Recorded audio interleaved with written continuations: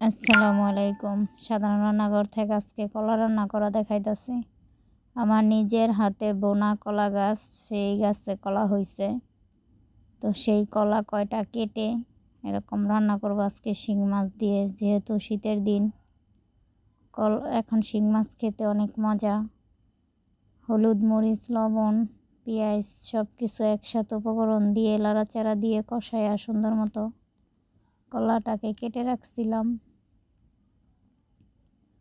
তো সেই কলাটাকে একটু হলুদ দিছিলাম যে কালো না হয়।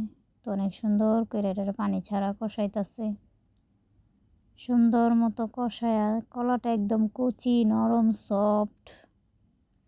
এই একটুখানি করলেই হয়ে যাব। ডেকে দিলাম। এটাকে মাছটাও দিয়ে দিব, কলা প্রায় সিদ্ধ হয়ে গেছে।